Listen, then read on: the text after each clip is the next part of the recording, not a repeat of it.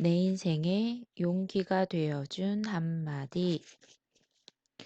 고통은 그 의미를 찾는 순간 더 이상 고통이 아니다. 스라의 두 아들을 둔 어부가 있었습니다.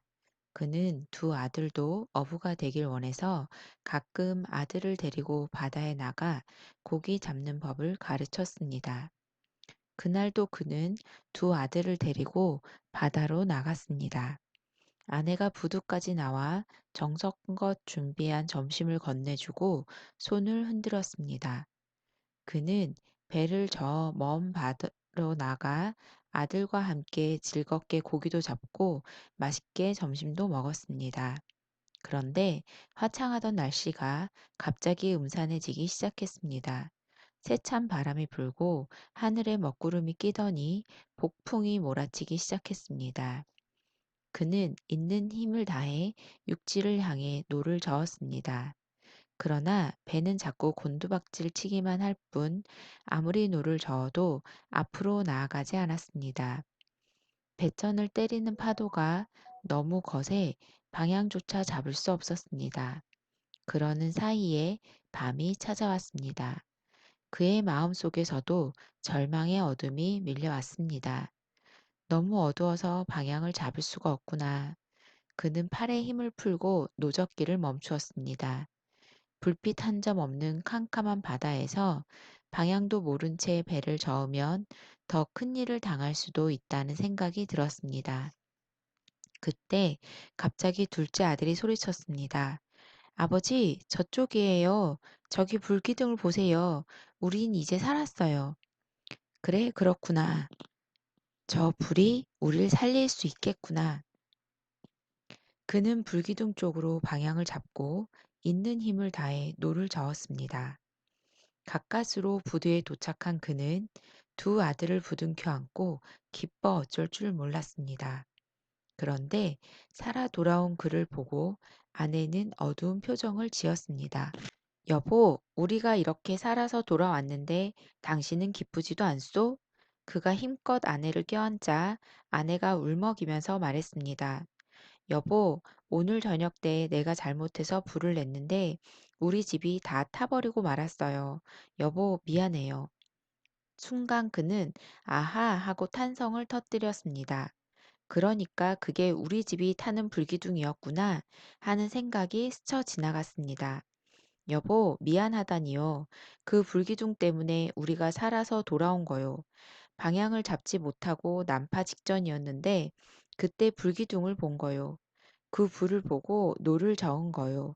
당신이 우리를 살린 거요. 그는 다시 아내를 힘껏 껴안았습니다. 노르웨이 어느 어부의 이야기입니다.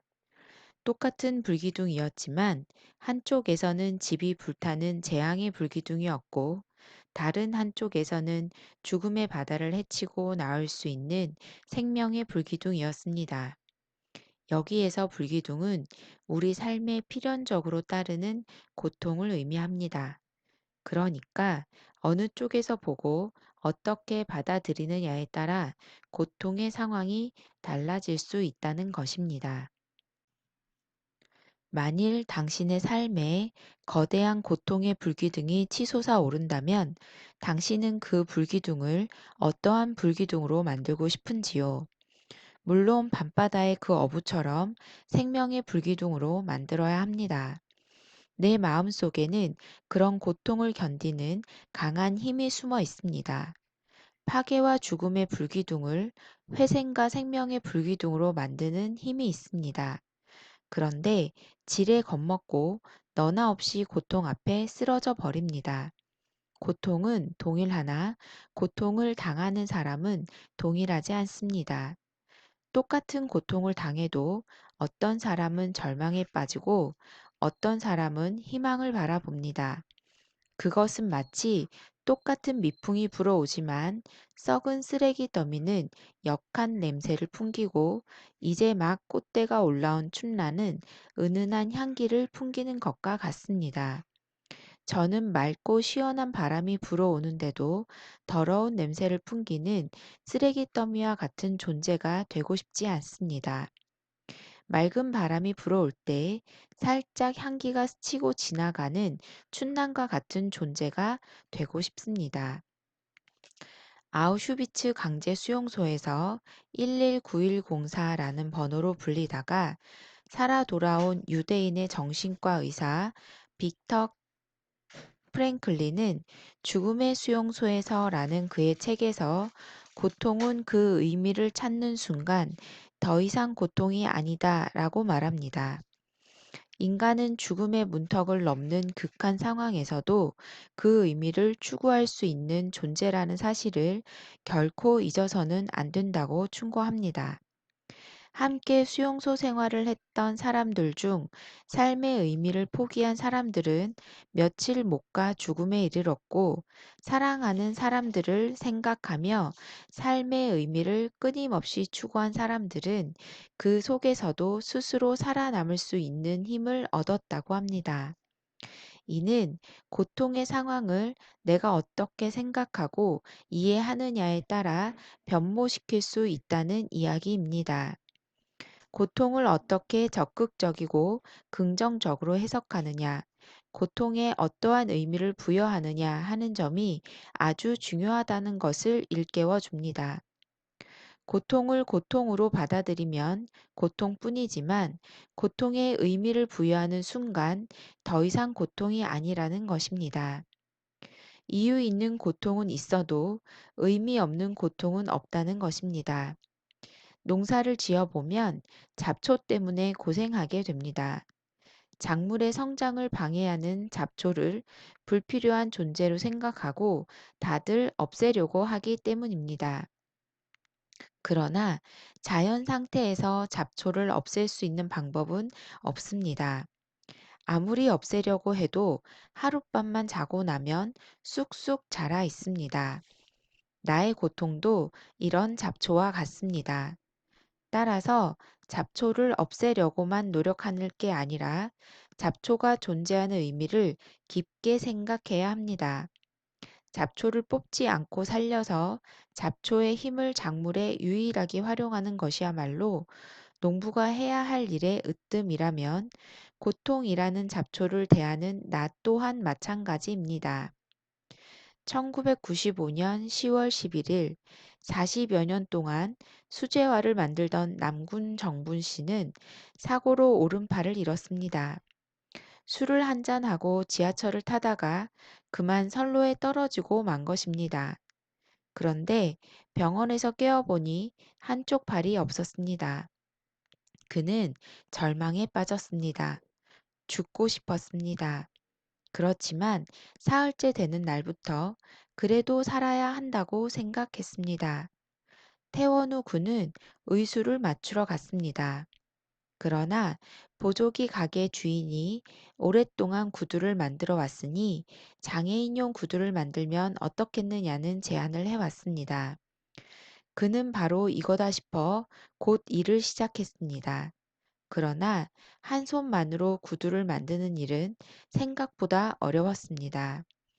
구두 한 켤레를 만들기 위해 온몸을 다 쓰지 않으면 안 되었으며 어떤 때는 칼질을 잘못해 허벅지를 찌르기도 했습니다. 그가 왼손을 자유자재로 놀리면서 구두 한 켤레를 만들게 된 것은 5년이나 지난 후였습니다. 꿈꾸는 구두 5만 켤레라는 책에서 그는 내가 만들어준 신발을 신고 40여 년 동안 앉아만 있다가 처음 걷게 되었다는 사람, 맞는 신발이 없어 붕대를 감고 다니다가 처음으로 자기 발에 꼭 맞는 신발을 갖게 되었다는 사람을 보면서 내가 누군가에게 꼭 필요한 사람이라는 것을 알게 돼 무척 기쁘다고 말합니다.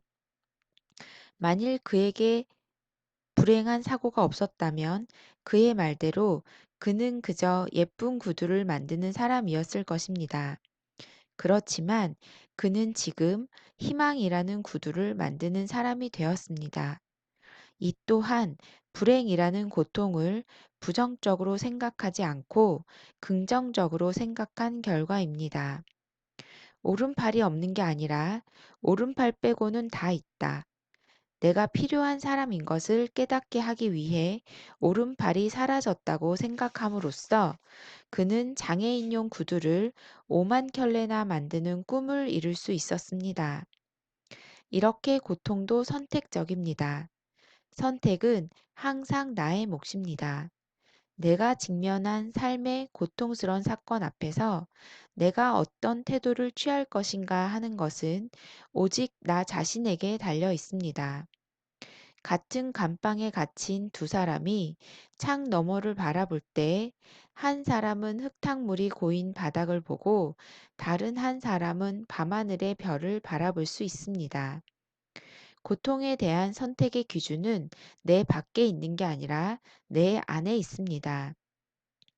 저도 고통에 의해 많이 넘어졌습니다. 그렇지만 넘어져도 일어나려고 노력했습니다. 고려시대 때 보조 국사인 진울 스님은 땅에서 넘어진 자 땅을 짚고 일어나라고 했습니다만 저는 넘어져도 꼭 물 위에 넘어져 물을 짚고 일어나야만 했습니다. 그래서 땅을 짚고 일어나는 사람이 오히려 부러웠습니다. 물 위에 넘어져 물을 짚고 일어나는 게 땅 위에 넘어져 땅을 짚고 일어나는 것보다 더 힘들었습니다. 그래도 저는 물의 바닥이라도 짚고 일어날 수 있으니 참으로 감사하다고 생각했습니다. 제가 쓴 시 넘어짐에 대하여를 읽어보시면 고통에 대한 저의 태도를 이해하실 수 있습니다. 나는 넘어질 때마다 꼭 물 위에 넘어진다. 나는 일어설 때마다 꼭 물을 짚고 일어선다. 더 이상 검은 물속 깊이 빠지지 않기 위하여 잔잔한 물결, 때로는 거친 삼각 파도를 잡고 일어선다. 나는 넘어지지 않으려고 할 때만 꼭 넘어진다. 오히려 넘어지고 있으면 넘어지지 않는다. 넘어져도 좋다고 생각하면 넘어지지 않고 천천히 제비꽃이 핀 강둑을 걸어간다. 어떤 때는 물을 짚고 일어서다가 그만 물속에 빠질 때가 있다. 그럴 때는 아예 물속으로 힘차게 걸어간다. 수련이 손을 뻗으면 수련의 손을 잡고 물고기들이 앞장서면 푸른 물고기의 길을 따라간다. 아직도 넘어질 일과 일어설 시간이 남아있다는 것은 큰 축복이다. 일으켜 세우기 위해 나를 넘어뜨리고 넘어뜨리기 위해 다시 일으켜 세운다 할지라도.